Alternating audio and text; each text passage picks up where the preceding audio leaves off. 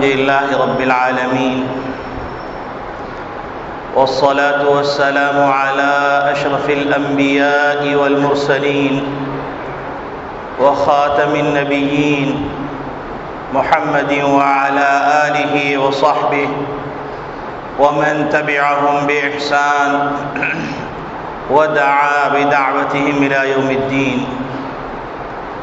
أما بعد فأعوذ بالله من الشيطان الرجيم.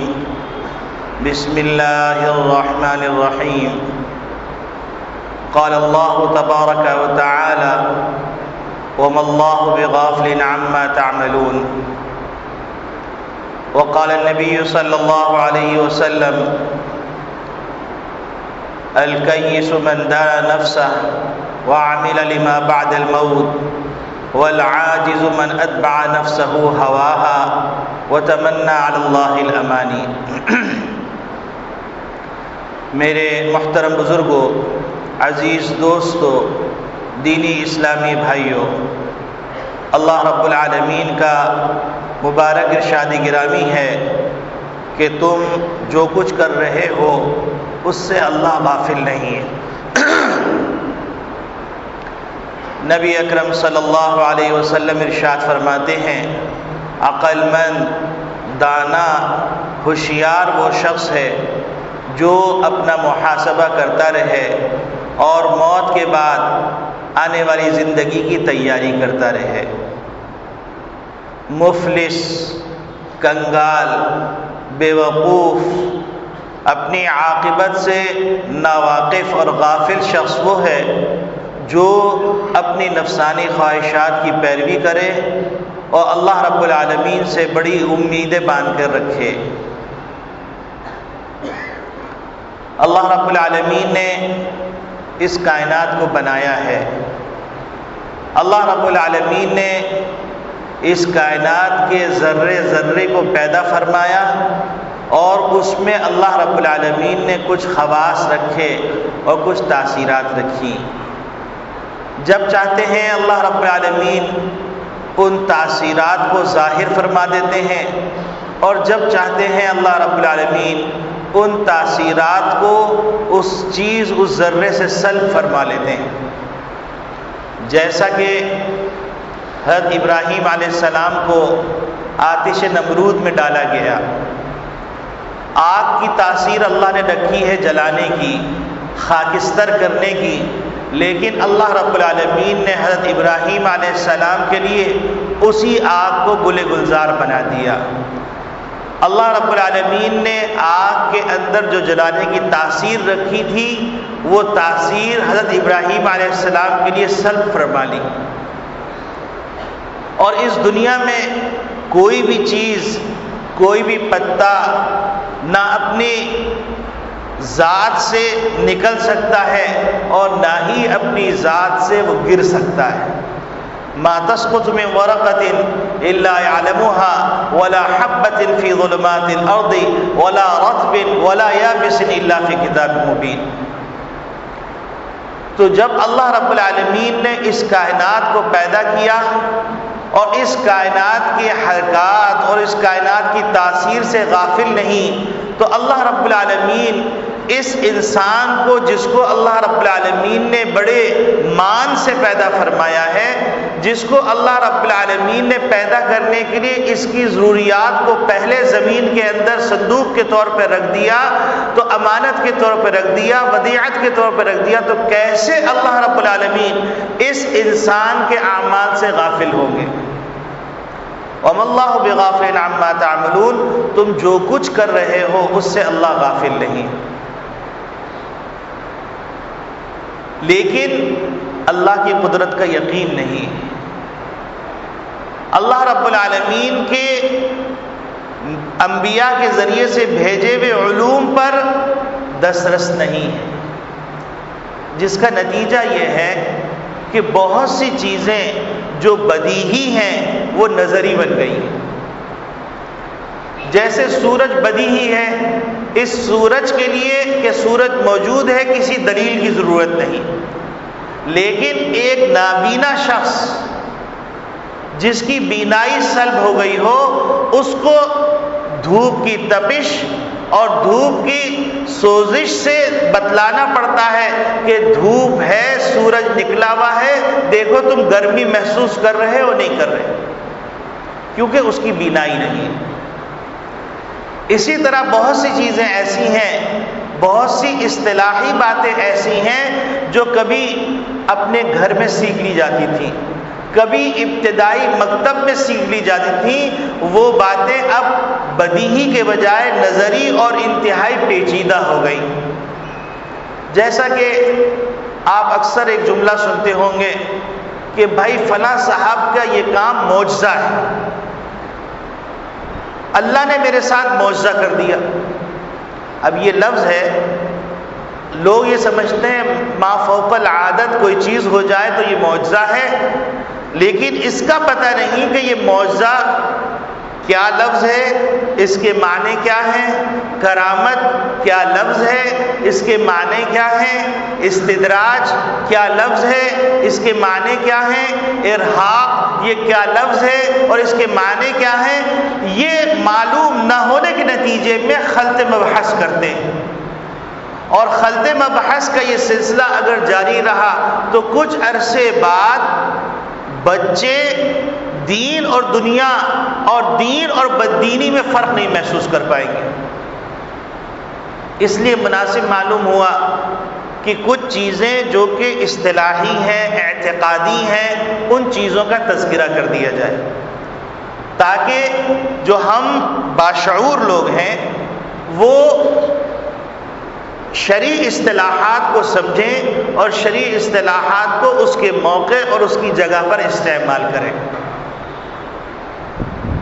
دیکھیے، کسی بھی نبی کی تشریف آوری سے پہلے اللہ رب العالمین کچھ نشانیاں دکھلاتے ہیں، وہ ارہاب کے قبیل سے معجزہ ہوتی ہیں، اور جو نشانیاں اللہ رب العالمین اپنے پیغمبر کے ہاتھ سے ظاہر فرماتے ہیں وہ معجزہ ہوتی ہیں۔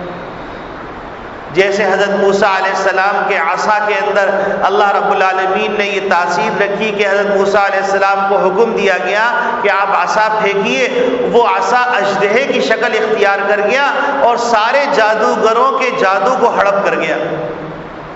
حضرت موسیٰ علیہ السلام کے ہاتھ میں اللہ رب العالمین نے تاثیر رکھی کہ بغل کے اندر ہاتھ ڈالا اور نکالا تو سورج اور چاند کے ساتھ زیادہ روشن ہو گیا۔ حضرت عیسیٰ علیہ السلام کے لیے تاثیر رکھی کہ وہ کوڑی کے اوپر ہاتھ پھیرتے، نابینا کے اوپر ہاتھ پھیرتے تو کوڑی صحیح ہو جاتا، نابینا کو بینائی عطا کر دی جاتی۔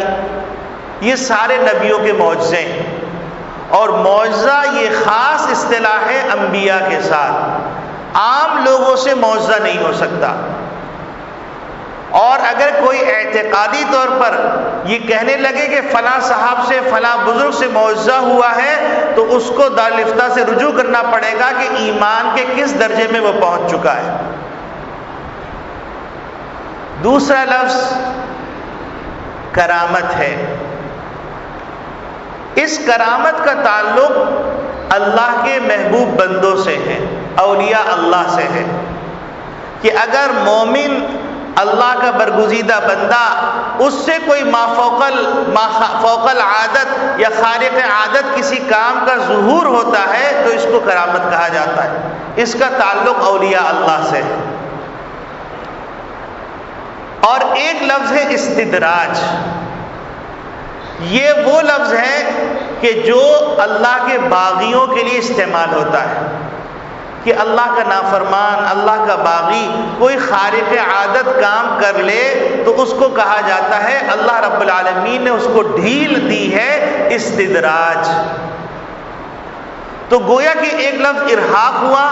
ارہاق کے معنی ہوئے کہ جو نبی کی تشریف آوری سے پہلے نبی کے آنے کی علامت کے طور پر اللہ رب العالمین ظاہر فرماتے ہیں، وہ ارہاق کے قبیل سے معجزہ ہے۔ جیسے کہ سورج کے نکلنے سے پہلے آپ کو آسمان کے اوپر سفیدی نظر آنے لگتی ہے، سرخی نظر آنے لگتی ہے، تو کہا جاتا ہے کہ کوئی سورج نکلنے والا ہے جو دنیا کے اندر اجالا پیدا کر دے گا اور ظلمتوں و تاریکیوں کو ختم کر دے گا۔ جیسا کہ نبی کریم صلی اللہ علیہ وسلم کی تشریف آوری سے پہلے چند عجیب غریب واقعات رونما ہوئے۔ ایک واقعہ یہ رونما ہوا کہ کسریٰ کے محلات کے کنگورے خود بخود گر گئے، تو اللہ رب العالمین کی طرف سے دنیا والوں کو یہ پیغام دیا جانے لگا کہ اب غرور خاک میں ملنے والا ہے اور اللہ کے حکم کا بول بالا ہونے والا ہے۔ تو یہ معجزہ ہے ارحاق کے قبیل سے۔ دوسرا واقعہ یہ ہوا، کئی ہزار سال سے آتش پرستوں کی آگ جل رہی تھی، وہ آگ جو آتش دان تھا اس میں آگ اچانک بجھ گئی، تو یہ اشارہ تھا کہ اب اللہ کی پرستش کی جائے گی اور اللہ کی بنائی ہوئی مخلوقات کی پرستش روا نہیں ہوگی۔ اسی طریقے سے ایک واقعہ رونما ہوا، وہ واقعہ اصحاب فیل کا واقعہ شمار کیا جاتا ہے، اس کو اس نام سے یاد کیا جاتا ہے کہ بیت اللہ کو ڈھانے کے لیے کچھ لوگوں نے ارادہ کیا تو اللہ رب العالمین نے بیت اللہ کی حفاظت فرمائی معمولی پرندوں سے۔ تو یہ تمام معجزات ہیں ارحاق کے قبیل سے۔ اور نبی کریم صلی اللہ علیہ وسلم کو نبوت ملنے کے بعد جو معجزوں کا ظہور ہوا ہے کہ آپ صلی اللہ علیہ وسلم نے ایک صحابی کی کمان ٹوٹ گئی تو اور کمان کی رسی تھوڑی سی تھی، آپ صلی اللہ علیہ وسلم نے اپنے دست مبارک سے اس کو کھینچا اور اتنی بڑی ہو گئی کہ بننے کے باوجود بھی لٹک رہی تھی۔ ایک صحابی کو نبی کریم صلی اللہ علیہ وسلم نے جنگ کے موقع پر ان کی تلوار ٹوٹ گئی تو لکڑی عنایت فرمائی تو وہ لکڑی تلوار کا کام کرنے لگی۔ آپ صلی اللہ علیہ وسلم نے وما رمیت اذ رمیت ولکن اللہ رما پڑھ کے مٹی کو یوں پھینکا تو جتنے لشکر والے تھے ان سب کی آنکھوں میں چلی گئی۔ آپ صلی اللہ علیہ وسلم نے ایک موقع کے اوپر ایک جگہ پانی کم تھا اور 1500 کا لشکر تھا، آپ صلی اللہ علیہ وسلم نے اپنا دست مبارک رکھا تو اس سے انگلیوں سے ایسا چشمہ پھوٹنے لگا کہ جس چشمے سے لوگ سیراب ہوئے اور لوگوں سے پوچھا گیا کہ آپ نے کتنی مقدار تھی تو انہوں نے کہا ہم 1500 تھے، اگر 15000 بھی ہوتے تو یہ پانی کافی ہو جاتا، کہ ہم نے پیا بھی، جانوروں کو بھی پلایا اور اپنے برتن بھی بھر لیے، پھر بھی پانی سے چشمہ پھوٹ رہا تھا۔ اسی طریقے سے آپ صلی اللہ علیہ وسلم نے حضرت ابو ہریرہ رضی اللہ تعالیٰ عنہ کو ایک کٹورا عنایت فرمایا کہ دودھ اس کے اندر موجود ہے، صحابہ کرام رضوان اللہ اجمعین کی ایک بڑی تعداد ہے۔ حضرت ابو ہریرہ فرماتے کہ میں بھی بھوک سے اتنا نڈھال تھا، میرا دل چاہا کہ میں پورا پی لوں، لیکن جب آپ صلی اللہ علیہ وسلم مجھ سے کہا کہ ابو ہریرہ سب کو پلاؤ تو کہنے لگے میں سب کو پلاتا رہا، سب سیراب ہو گئے اور اس کے بعد بھی کٹورے میں دودھ موجود تھا۔ یہ معجزہ ہے جو نبوت کے بعد ظاہر ہوا۔ اور اولیاء اللہ سے جو خارق عادت کوئی چیز ظاہر ہو اس کو کرامت کہتے ہیں، اور اگر اللہ کے باغیوں سے کوئی چیز ظاہر ہو تو اس کو استدراج کہتے ہیں، اللہ کی طرف سے ڈھیل ملی ہوئی ہے اس کو۔ یہ نہیں کہ کوئی جوکر جوکری کرے اور اس کو آپ اولیاء اللہ سمجھنے لگے اور کہنے لگے اس سے معجزے کا ظہور ہو گیا، نعوذ باللہ من ذالک۔ آپ زبان قال سے کہہ رہے ہیں کہ وہ پیغمبر ہے، کتنا خطرناک معاملہ ہے۔ اور عام طور پہ لوگ کوئی واقعہ ہوتا ہے، ایکسیڈنٹ میں کوئی بچ گیا، بھائی اس کے ساتھ تو معجزہ ہو گیا، اللہ کا فضل ہو گیا، اللہ کا کرم ہو گیا، معجزہ اب نہیں ہو سکتا کیونکہ نبوت کا سلسلہ ختم ہو چکا ہے۔ تو ان احراق کے قبیل سے جو معجزات ہیں اس میں ایک معجزہ اصحاب فیل کا واقعہ ہے۔ ہم نمازوں میں اکثر سنتے ہیں کہ اللہ رب العالمین ارشاد فرماتے ہیں الم تر کیف فعل ربک باصحاب الفیل، کیا آپ نے نہیں دیکھا محمد نبی صلی اللہ علیہ وسلم کہ اللہ رب العالمین نے ہاتھی والوں کے ساتھ کیا معاملہ کیا؟ الم یجعل کیدہم فی تضلیل، اللہ رب العالمین نے ساری تدبیریں ان پر الٹ دی۔ وارسل علیہم طیرا ابابیل، اللہ رب العالمین نے پرندوں کے جھنڈ بھیج دیے۔ ابابیل ایک پرندہ ہے، لیکن یہاں پر ابابیل سے مراد جھنڈ ہے، پرندوں کا جھنڈ، پرندوں کا غول۔ یہ پرندے ایسے تھے جو سائز میں کبوتر سے چھوٹے اور چڑیوں سے بڑے تھے۔ وَأَرْسَلَ عَلَيْهِمْ طَيْرًا أَبَابِيلَ، اللہ رب العالمین نے پرندوں کے جھنڈ اصحاب فیل پر بھیج دیے۔ ترمیہم بحجارۃ من سجیل، ان پرندوں نے ٹھیکروں کے پتھر ان پہ برسائے۔ فجعلہم کعصف ماکول، اور ان کو ایسا بنا دیا جیسے کھایا ہوا بھوسا ہوتا ہے۔ یہ ایک خاص واقعہ ہے، اور اس واقعے کے اندر بہت ساری عبرت کا سامان ہے۔ جو دنیاوی زندگی اور دنیاوی مادی نگاہ سے دیکھنے والے لوگ اللہ رب العالمین کی قدرت سے غافل ہوتے گئے، اور اب اللہ رب العالمین کی قدرت پر بس ایک دھندلا سا یقین ہے کہ اللہ رب العالمین یوں کر دیں، اللہ رب العالمین یوں کر دیں۔ یاد رکھیے گا، اللہ رب العالمین نے دنیا کو دارالاسباب بنایا ہے،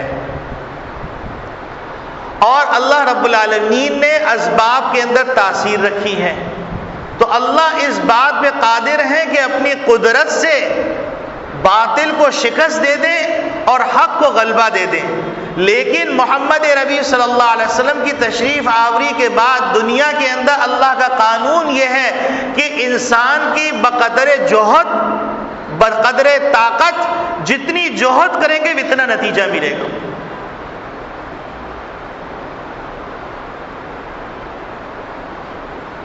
دنیا کے اندر نیکی کریں گے جتنی زیادہ، اتنے زیادہ اجر ملے گا، اتنی زیادہ اللہ رب العالمین کی قربت نصیب ہوگی، اور جتنی نافرمانی کریں گے اتنی اللہ سے دوری ہو جائے گی۔ اب یہ نہیں ہو سکتا کہ اللہ رب العالمین سے کہیں کہ اے اللہ میری شادی نہیں ہوئی لیکن آپ مجھے بیٹا عطا کر دیجئے۔ اللہ کا قانون نہیں، اللہ دے سکتے ہیں، حضرت مریم کو دیا اللہ رب العالمین۔ اور آدمی بیٹھ جائے کہ اے اللہ مجھے بھوک لگ رہی ہے، میرا کھانا میرے سامنے خود بخود آ جائے، اللہ دے سکتے ہیں، لیکن اللہ کا دنیا کے اندر یہ قانون نہیں۔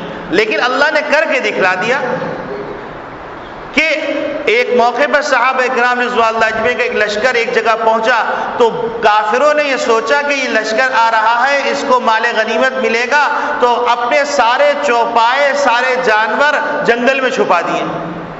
اب صحابی نے پوچھا وہاں کے باشندوں سے کہ یہ بتلاؤ کہ یہاں پر کوئی گائے بیل کچھ ہے، کیونکہ ہم مسافر ہیں اور ہمارا راشن ختم ہو گیا ہے۔ تو انہوں نے کہا نہیں، یہاں کوئی گائے بیل بھینس گھوڑا اونٹ کچھ نہیں۔ تو اتنے میں ایک آواز آئی بیل کے ڈکارنے کی، اور وہ کہنے لگا کذب عدو اللہ ہا ہونا، کہ اس اللہ کے دشمن نے جھوٹ بولا، ہم یہاں موجود ہیں۔ اس نے خود اپنا تعین کیا اور اپنے کو قربانی کے طور پہ پیش کیا۔ ایسا اللہ کر سکتے ہیں، لیکن اس درجے کے اعمال چاہیے، اس درجے کا یقین چاہیے۔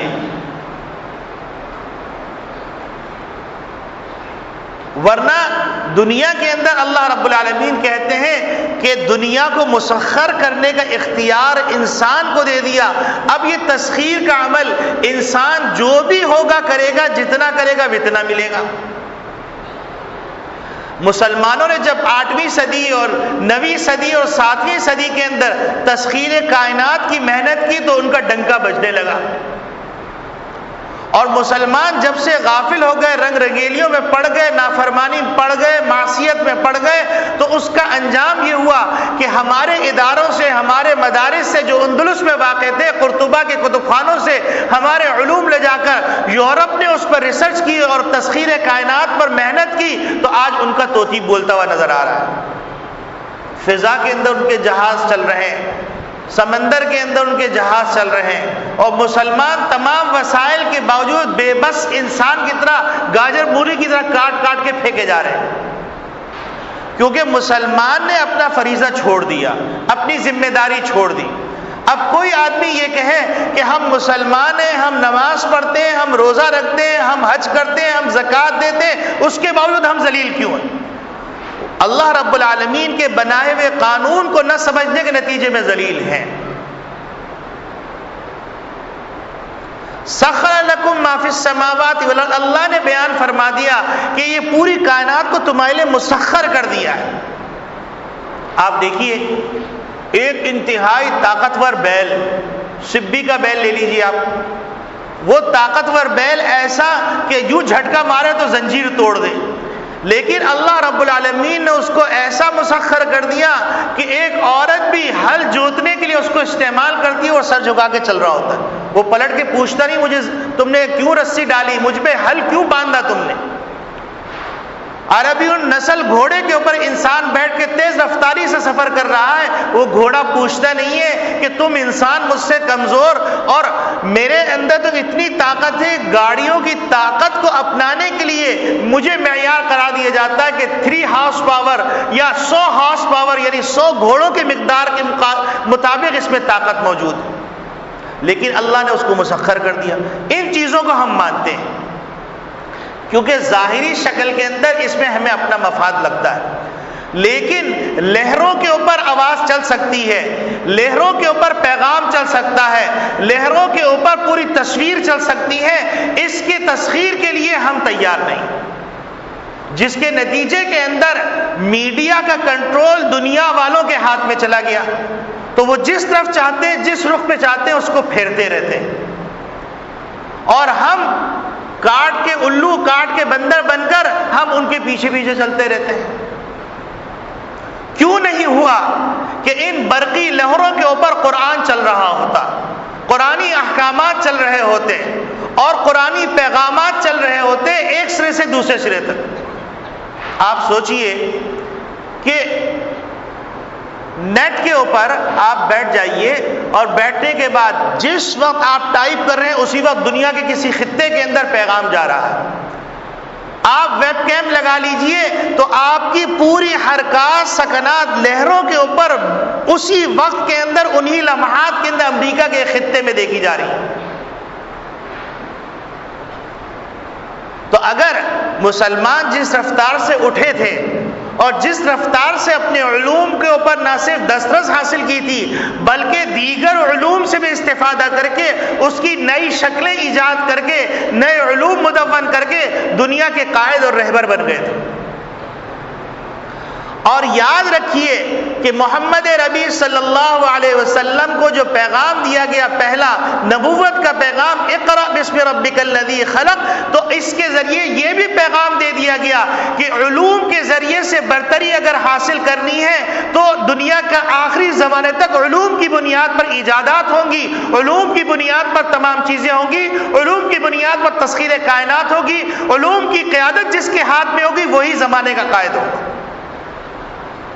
اور بدقسمتی سے مسلمان علم سے نابلد ہوتے چلے گئے، حتیٰ کہ اتنے نابلد ہو گئے، اتنے نابلد ہو گئے کہ اعداد و شمار کے اندر کمزور ترین ممالک کے اندر پڑھنے والوں کی شمار ہو رہا ہے مسلمان ممالک،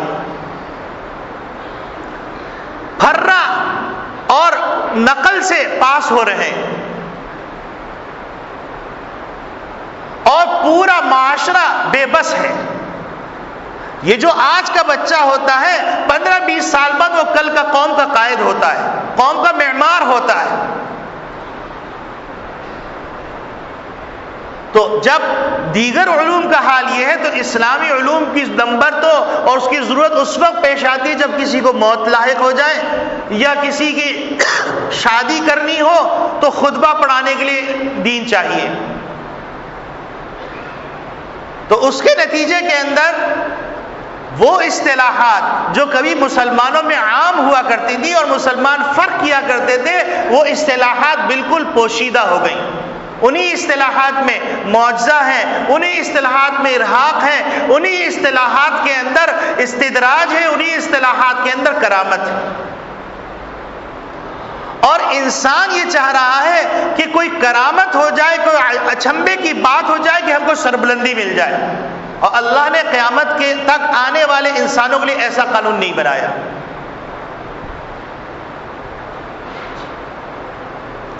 تو تو سورہ فیل کے اندر اللہ رب العالمین نے نبی اکرم صلی اللہ علیہ وسلم سے تشریف آوری سے پہلے ایک معجزہ ارحاق کے قبیل سے دکھایا کہ ہم اس پر بھی قدرت رکھتے ہیں. اور وہ کیا تھا؟ خلیج عرب کے اندر بیت اللہ حضرت آدم علیہ السلام نے قائم فرمایا مکہ مکرمہ میں. اس کے بعد وہ بیت اللہ کی عمارت ڈھہ گئی. اب اس میں مختلف روایات آتی ہیں. ایک روایت کے اندر آتا ہے طوفان نوح کے اندر وہ ڈھہ گئی، عمارت گر گئی.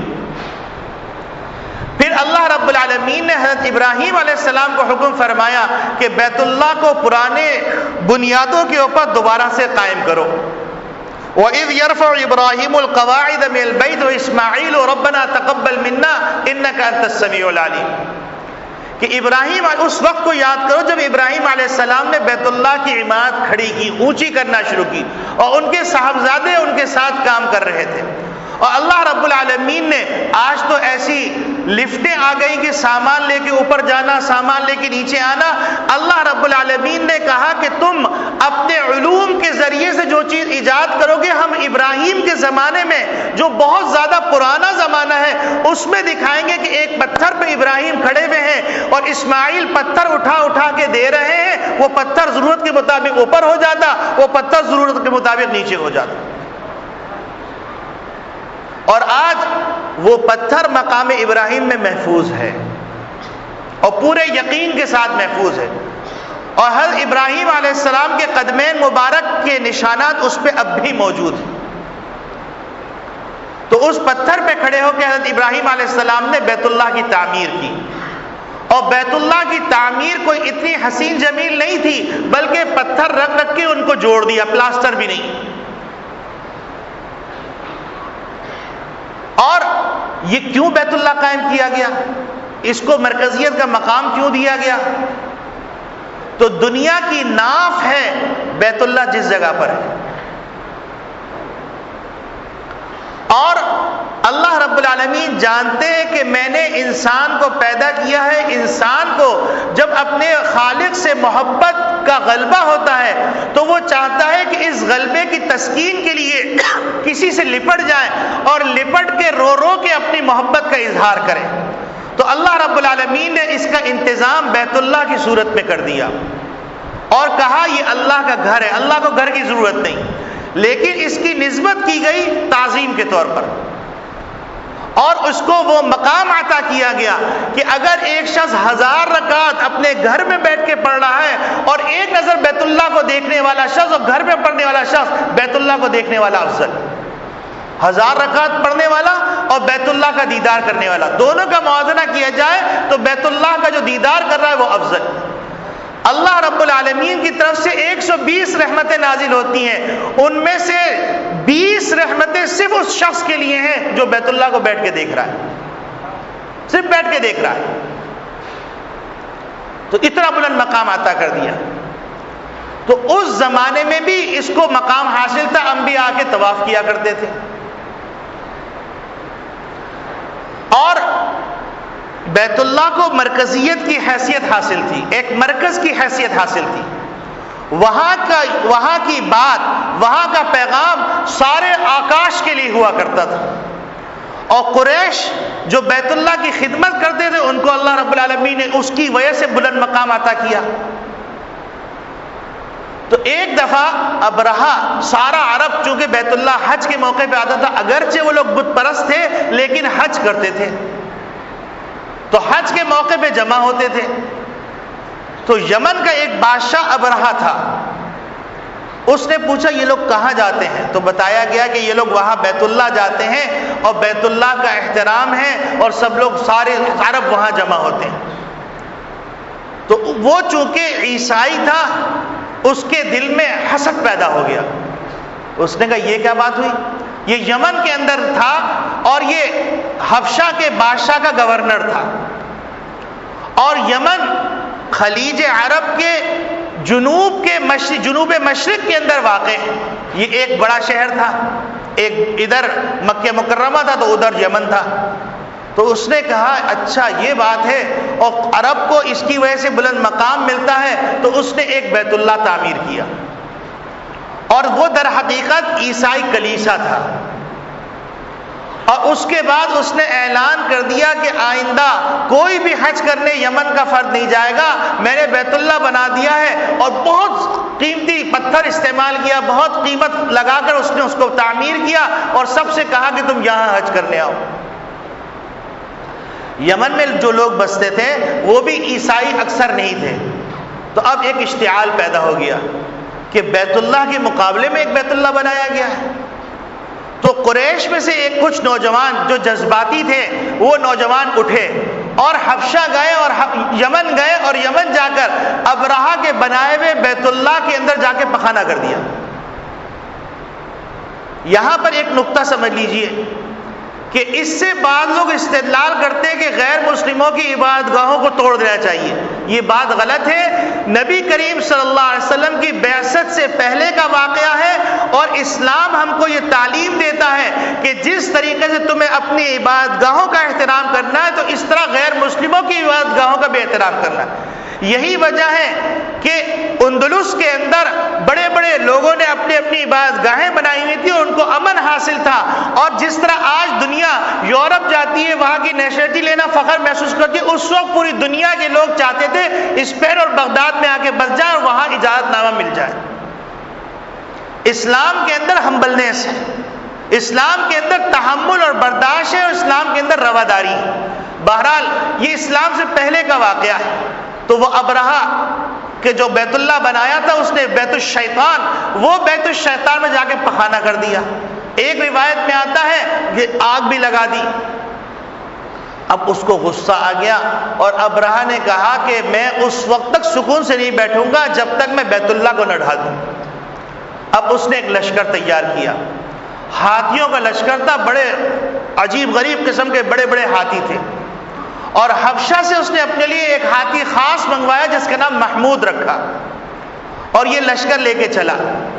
یمن سے چلتا ہے تو عرب چونکہ بیت اللہ کا احترام کرتے تھے، پورے عرب میں اشتعال تھا، تو عرب مختلف جگہوں پر جا کر مختلف علاقوں سے جب گزرتا تو اس علاقے کے لوگ اس لشکر کو روکنے کی کوشش کرتے تاکہ بیت اللہ کو نہ ڈھا دیں، لیکن چونکہ انتہائی کر و فر کے ساتھ اور اس وقت کے سپر پاور کے تمام وسائل کے ساتھ وہ آیا تھا تو اس کو روک نہیں سک رہے تھے، حتیٰ کہ لوگوں کو شکست دیتے دیتے دیتے دیتے دیتے وہ طائف تک پہنچ گیا۔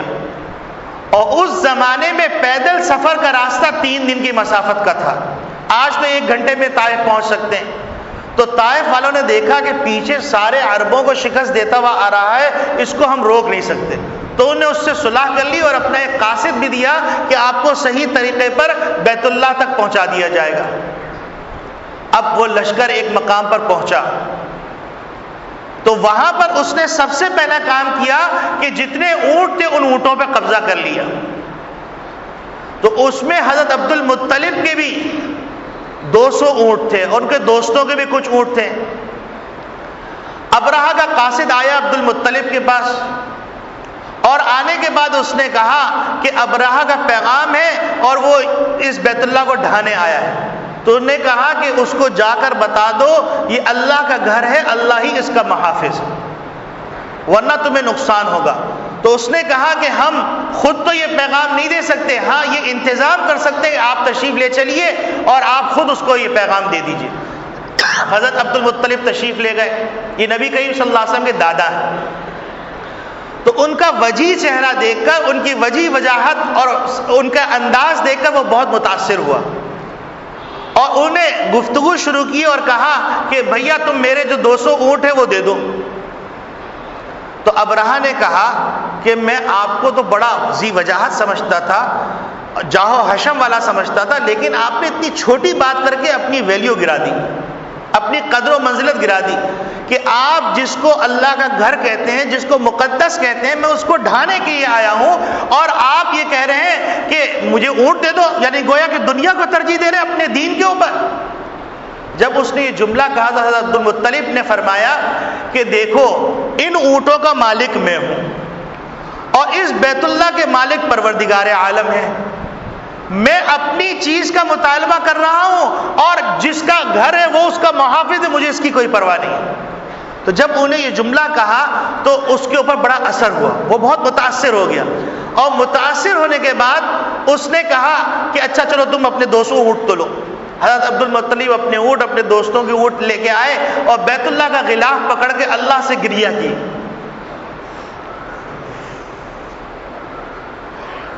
اور اللہ رب العالمین سے عرض کیا کہ اے پروردگار عالم، آپ اس کے محافظ ہیں، اس کی حفاظت کر کے دکھائیے۔ ظاہر سے دل سے آواز نکلی تھی، تڑپ کی پکار تھی، سچی پکار تھی۔ ملتزم پر لپٹ کے دعا کرنا،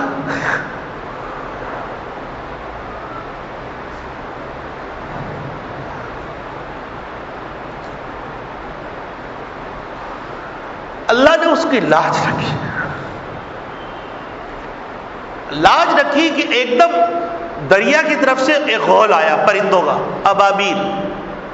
ابابیل ایک پرندہ ہے، لیکن یہاں مراد جھنڈ ہے، جو کبوتر سے بڑے تھے، کبوتر سے چھوٹے تھے، چڑیا سے بڑے تھے، اور ان کے منہ میں چنے کے دانے کے برابر، ایک روایت میں دال مسور کے دانے کے برابر پتھر تھے۔ ان پرندوں نے پتھر برسانا شروع کیے۔ جب پتھر برسانا شروع کیے تو پتھر جب کسی کے سر پہ لگتا تو اس کو چیرتا ہوا پاؤں کے راستے نکلتا اور ایسا وہ پھٹ جاتا جیسے گولی پھاڑتی ہے پیچھے سے۔ تو اب ان میں افراتفری پھیل گئی، اور ابرہہ جو اپنا اونٹ لے کے آیا تھا اس کو بیت اللہ کی طرف لے جانا چاہتا تو وہ بیٹھ جاتا ہے۔ لوگوں نے سیخیں ماری، لوہے مارے، سلاخیں ماری، لیکن اٹھ کے نہیں دے۔ اس کو دائیں طرف لے جائے تو جانے لگے، بائیں طرف لے جائے جانے لگے، لیکن بیت اللہ کی طرف جانے لگے تو وہ چلے نہیں۔ اور اس کا پروگرام یہ تھا کہ میں وہاں لے کے جاؤں گا، زنجیروں سے بیت اللہ کو باندھوں گا اور ان ہاتھیوں کے ذریعے سے گھسیٹ کر میں بیت اللہ کو ڈھا دوں گا۔ اس کا پروگرام یہ تھا۔ تو اللہ رب العالمین نے اپنے گھر کی حفاظت کی، اور بالکل کھائے ہوئے فجعلہم کعصف ماکول، اللہ رب العالمین نے کھائے ہوئے بھوسا، جس طرح جانور کھاتا ہے اور مختلف جگہوں پہ بھوسا پڑا ہوا ہوتا ہے، ایسا کھایا ہوا بھوسا، یا یوں سمجھ لیجئے جیسے اونٹ ہگتا ہے تو اس کی مینگنیاں جب پھیلتی ہیں اس طرح کا وہ بنا ہوا تھا۔ اب آپ دیکھیے کچھ لوگ تو ایک بڑی تعداد تو اس طرح مر گئی، کچھ تعداد تو اپنے ہاتھیوں کے پاؤں تلے دب کے مر گئی۔ اور اللہ رب العالمین کو ابرہہ کو نشان عبرت بنانا تھا، تو ابرہہ یمن گیا، اب یمن واپس جا رہا ہے، راستے میں ایسی بیماری لگی کہ اس کے جسم سے گوشت کے ٹکڑے کٹ کٹ کے گر رہے تھے، اور اپنے یمن پہنچنے سے پہنچا اور وہاں جا کر سسک سسک کے مر گیا۔ حضرت امی جان عائشہ صدیقہ رضی اللہ تعالیٰ عنہ فرماتی ہیں کہ 2 اشخاص بچ گئے تھے، ان کی آنکھیں بھی چلی گئی تھی، ان کی گویائی بھی چلی گئی تھی، ان کی قوت سماعت بھی چلی گئے تھے، ان کے اعضاء جوارح بھی جھڑ گئے تھے۔ فرماتی ہیں کہ میں نے مکے میں ان کو بھیک مانگتے ہوئے دیکھا۔ تو اللہ کی قدرت سے ٹکرانا یہ آسان بات نہیں، اور اللہ رب العالمین نے قیامت تک کے لیے یہ پیغام دے دیا کہ دیکھو اللہ کی طاقت سے اگر ٹکراؤ گے، اللہ کے نظام کو توڑنا چاہو گے تو اللہ تمہاری کمر کو توڑ دیں گے۔ اور یہ سورۃ الفیل کے نام سے یاد کی جاتی ہے، اور اس سورت کو اکثر نمازوں میں پڑھا جاتا ہے۔ یہ مسلمانوں کو جب بھی پڑھا جاتا ہے پیغام دیتی ہے، الم تر کیف فعل ربک باصحاب الفیل، مخاطب اول محمد نبی صلی اللہ علیہ وسلم۔ اس کے بعد جو بھی اس کے خطاب کو سنے گا وہ مخاطب ہے کہ الم تر کیف فعل ربک باصحاب الفیل، اے لوگو جو تم غفلت میں پڑے ہوئے ہو، عیاشی میں پڑے ہوئے ہو، بدماشی میں پڑے ہوئے ہو، معمولی ٹکوں کے اوپر اپنے دین کو، اپنی حرمت کو بیچ دیتے ہو، اپنی نسلوں کو نیلام کر دیتے ہو، اپنی قوم ملت کا خون کر دیتے ہو، اللہ کے احکامات کو پامال کرتے ہو، عصمت دری کرتے ہو، اللہ رب العالمین کے بندیوں جن کے اوپر انہوں نے اپنی اوڑھیاں رکھی ہیں ان کی اوڑھیوں کو چھینتے ہو، ان کی عصمت کی بے حرمتی کرتے ہو، بیت اللہ کی بے حرمتی کرتے ہو، اللہ کے احکامات کی بے حرمتی کرتے ہو، اور نمازوں کے اوپر حی علی الصلاۃ کا جواب نہیں دیتے، حی علی الفلاح کا جواب نہیں دیتے، الصلاۃ خیر من النوم کا جواب نہیں دیتے۔ اے لوگوں کیا تم نے دیکھا نہیں، اللہ کی طاقت کو دیکھا نہیں، اللہ کے جلال کو دیکھا نہیں؟ کیف فعل ربک باصحاب الفیل، اللہ رب العالمین نے ہاتھی والوں جو اس وقت کی سپر پاور تھے اس کو کیسے توڑ کے پاش پاش کر دیا. فجعلہم کعصف ماکول، ان کے کھایا ہوا بھوسا بنا دیا.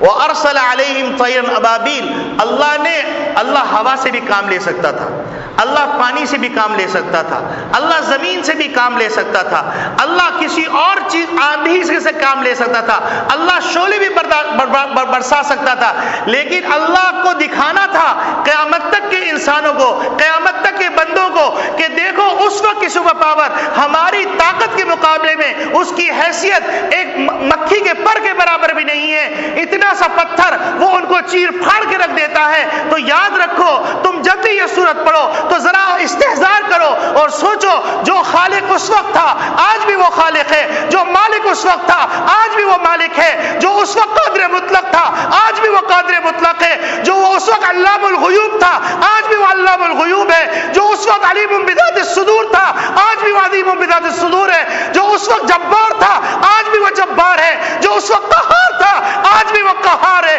اے انسانوں تم کہاں بھٹکتے پھر رہے ہو؟